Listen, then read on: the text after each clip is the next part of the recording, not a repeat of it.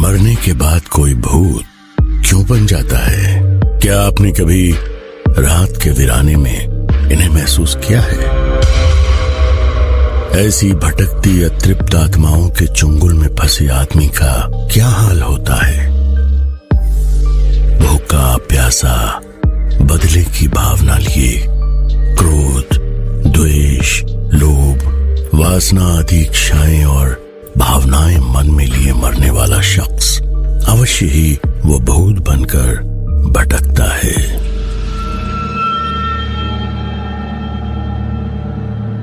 इंसानी दुनिया के परे भी एक अदृश्य दुनिया है, लेकिन इंसान अपनी लालच, खुदगर्जी और खुद को मॉडर्न दिखाने की होड़ में उस दुनिया से टकराने की नासमझी कर ही लेता है। गांव के सभी लोगों के मना करने के बावजूद भी उस भूता हवेली के नए नए मालिक बने प्रभात और नीलिमा अपनी पहली रात गुजार रहे थे और अब सोने की तैयारी कर रहे थे।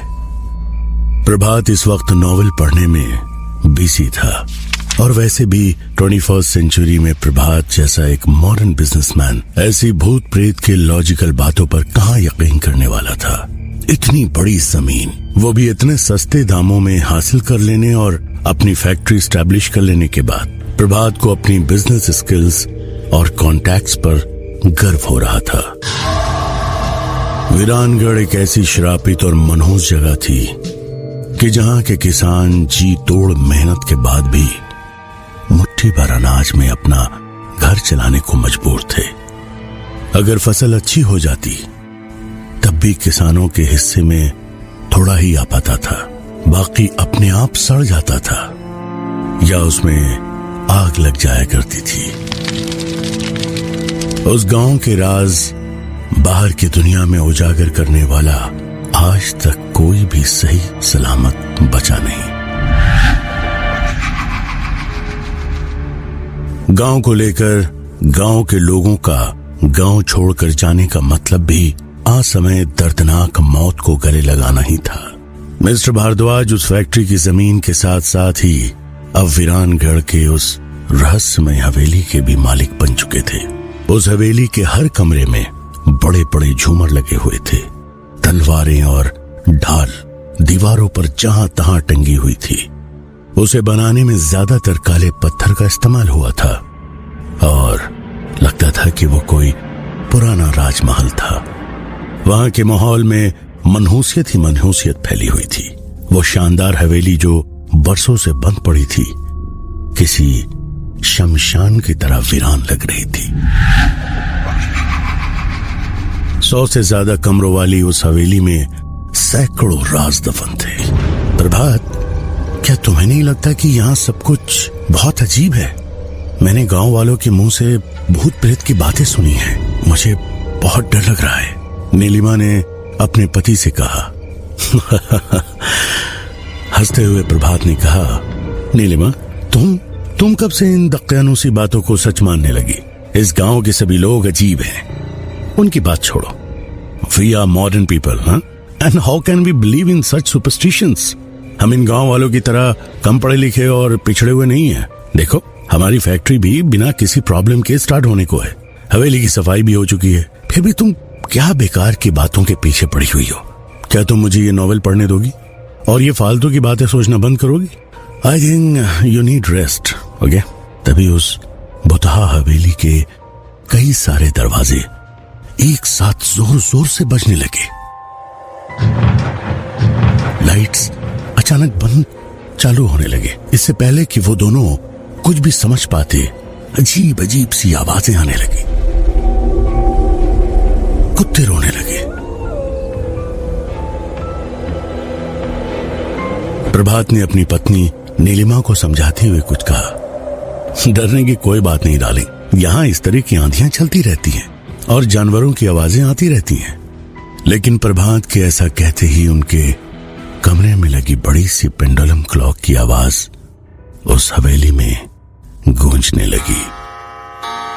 रात के ठीक 12 बज चुके थे। घुंघरुओं की आवाज सुनाई दी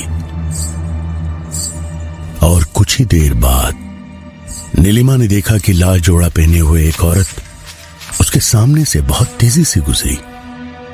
क्या यह नीलिमा का वहम था या सचमुच उसे वो औरत दिखाई दी थी?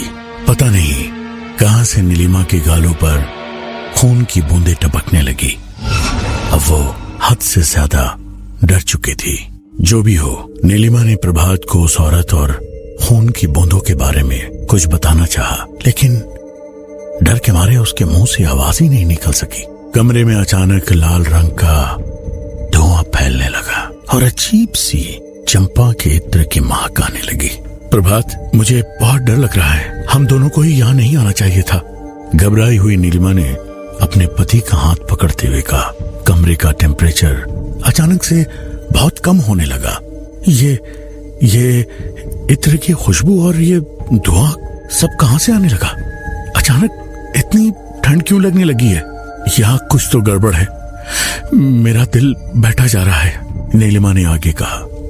हवेली में लगी हुई तस्वीरों के आगे रखी कैंडल्स अचानक से जलने लगी और फिर अचानक प्रभात के हाथ में जो नॉवेल था उसमें भी आग लग गई। ओह गॉड शिट! प्रभात हड़बड़ाया। अब डर का एहसास प्रभात को भी हो रहा था। कमरे में अचानक कुछ लोगों की जोर जोर से हंसने और रोने की आवाजें एक साथ आने लगी। इससे पहले कि वो दोनों एक्ट कर पाते, उनका वॉकिंग साइज बेड गोल गोल घूमता हुआ ऊपर सीलिंग से जा टकराया और टूट गया। जोर से धड़ाम की आवाज आई। नीलिमा और प्रभात दोनों ही करीब 20 फीट की ऊंचाई से जमीन पर गिर पड़े थे। वो दोनों पूरी तरह करा रहे थे। नीलिमा की कमर में चोट आई थी और जबान पर दांत टकराने की वजह से मुंह से खून निकलने लगा था। वहीं प्रभात का हाथ बुरी तरह मुड़ गया था। ऐसा लग रहा था जैसे उसके हाथ की कोई हड्डी टूट गई थी। उसकी पीठ पर भी चोट आई थी, वो भी पूरी तरह तड़प रहा था। इसी बीच उनके कमरे में रखे फर्नीचर और बाकी चीजें सब एक एक करके हवा में उड़ने लगी। उन दोनों के दर्द से रोने की आवाज के साथ साथ कमरे में कई लोगों की हंसने की आवाजें जोर जोर से गूंजने लगी। ये सब देखकर दोनों की रूह कांप गई और बिना देर किए वे दोनों लड़खड़ाते हुए कमरे के बाहर भागे और दरवाजा खोलते ही बड़ी से मकड़ी के जाल में दोनों उलझ गए। नीलिमा और प्रभात मदद के लिए जोर जोर से चिल्लाने लगे। कोई हमारी मदद करो, help help please, help help us.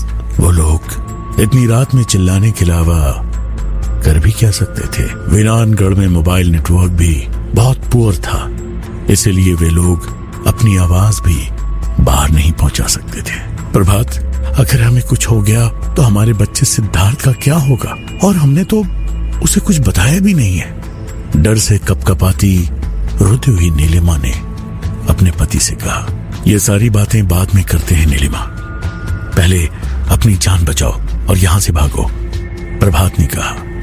वे लोग जैसे तैसे उस डरावनी हवेली के बाहर निकले। वहां पर उन्होंने देखा कि सामने गार्डन में सफेद और उजले कपड़े पहने हुए एक लंबे बालों वाली औरत एक छोटे से बच्चे को गोद में लिए घूम रही थी। वो बच्चा बुरी तरह से रो रहा था। अरे अरे कोई हमें बचाओ, यहाँ सचमुच भूत है। Somebody please help us! प्रभात भी जोर जोर से चिल्लाने लगा। इससे पहले कि वो दोनों हवेली छोड़कर बाहर निकल पाते, हवेली का चैनल गेट दोबारा से लॉक हो चुका था। ये सब देखकर नीलिमा और प्रभात का कलेजा मुंह को आ गया था। उनका गला सूख चुका था, वे पसीने से तरपतर हो चुके थे। तभी अचानक से ऐसा लगा जैसे किसी अदृश्य शक्ति ने उन्हें जोर से अंदर की तरफ घसीटा हो। दोनों की दिल दहलाने वाली आवाज हवेली में गूंज गई और फिर वो आवाज धूमिल होकर शांत हो गई। अगले दिन जब सुबह हवेली का दरवाजा सभी को दोबारा से एक बार बंद दिखाई दिया और प्रभात और नीलिमा भारद्वाज बाहर दिखाई नहीं दिए, तो गांव वालों को बीती रात वहां क्या हुआ होगा इसे समझने में बिल्कुल देर नहीं लगी। उनके मैनेजर मिस्टर बजाज के दिमाग ने तो काम करना ही बंद कर दिया था। वो एक लॉयल और डेडिकेटेड पर्सन थे। उनकी काबिलियत पैसों की मोहताज नहीं थी। उन्होंने प्रभात को मना भी किया था इस हवेली में रहने से, पर प्रभात नहीं माने। और अब हश्र ये हुआ कि उनका कोई अता पता नहीं लग पा रहा था। प्रभात और नीलिमा को ढूंढने में गांव में कोई भी उसकी मदद को तैयार नहीं था। ऐसे में मिस्टर बजाज ने प्रभात और नीलिमा का इकलौता बेटा सिद्धार्थ को खबर करना मुनासिब समझा। सिद्धार्थ एक बिजनेस कॉन्फ्रेंस में पार्टिसिपेट करने के लिए दुबई गया हुआ था और पिछले एक हफ्ते से वो वहीं पर था। सिद्धार्थ 23 साल का था, बहुत स्मार्ट और इंटेलिजेंट था। वो एक IIT ग्रेजुएट और IIM बेंगलोर से MBA होल्डर था। बचपन से ही उसके अंदर साइंटिफिक टेम्परमेंट और क्यूरियोसिटी औरों से काफी ज्यादा थी। उसके पेरेंट्स हमेशा से ये चाहते थे कि उनका बेटा अपनी स्टडीज वर्ल्ड के टॉप इंस्टीट्यूशंस में कर सके और एक टॉप का बिजनेस टाइकून बन सके। सिद्धार्थ लगभग वर्ल्ड की 50 कंट्रीज से उस कॉन्फ्रेंस में आए हुए अपनी उम्र से बड़े लोगों के बीच भी सबसे ज्यादा तारीफ बटोरने वाला शख्स बन गया था। उसके रूरल डेवलपमेंट को लेकर प्रेजेंट किए गए इनोवेटिव बिजनेस आइडियाज को बहुत ज्यादा अप्रिशिएट किया जा रहा था। सिद्धार्थ की मीटिंग ओवर ही हुई थी कि तभी उसके पास मिस्टर बजाज का फोन आया। सिद्धार्थ ने झट से फोन उठाया। हेलो अंकल, कैसे हो? मॉम डैड कैसे हैं? वो बेटा, मिस्टर बजाज हिचकिचाहट से कुछ साफ बोल नहीं पा रहे थे। सिद्धार्थ ने तुरंत समझ लिया कि कुछ गड़बड़ है। अंकल, सब ठीक तो है ना?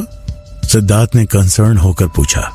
सिद्धार्थ, एक्चुअली मुझे समझ नहीं आ रहा, मैं तुमसे कैसे कहूं बेटा, तुम यहां लौट आओ। इतना कहकर मिस्टर बजाज थोड़ी देर के लिए खामोश हो गए। अंकल, आप मेरी बेचैनी को बहुत ज्यादा बढ़ा रहे हो। आप मुझे साफ साफ बता क्यों नहीं रहे हो? सिद्धार्थ ने कहा। सिद्धार्थ, फोन पर सब कुछ बता पाना पॉसिबल नहीं है।